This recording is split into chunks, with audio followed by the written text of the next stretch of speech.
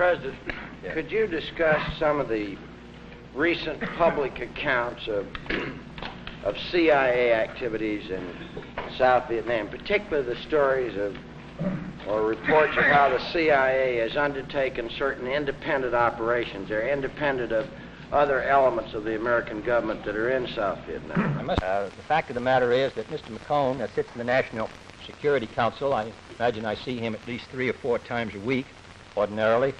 We have worked very closely together in the National Security Council in the last 2 months, attempting to meet the problems we faced in South Vietnam. I can find nothing, and I've looked through the record very carefully over the last 9 months, and I could go back further to indicate that the CIA has done anything but support policy.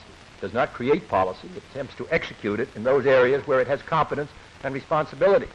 I know that the transfer of Mr. John Richardson, who's a very dedicated public servant, has led to surmises, but I can just assure you flatly that the CIA has not carried out independent activities, but has operated under close control of the Director of Central Intelligence, operating with the cooperation of the National Security Council and under my instructions.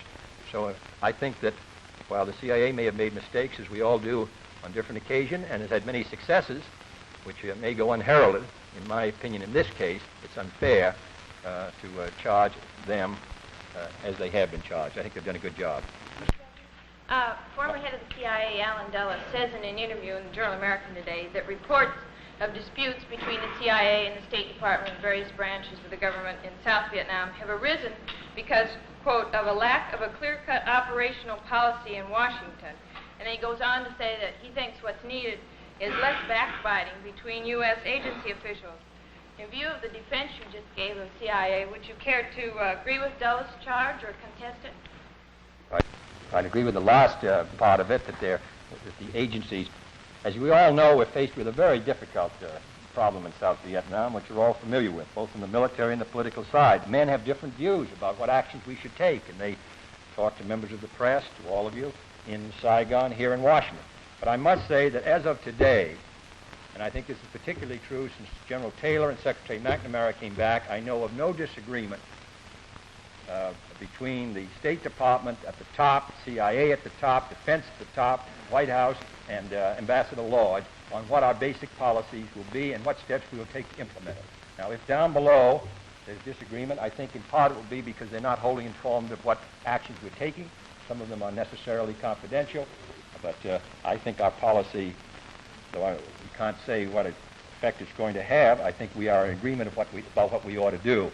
I would think that Saigon and personnel in the various agencies should support that policy, because that's the policy we're going to carry out for a while. Yes. Mr.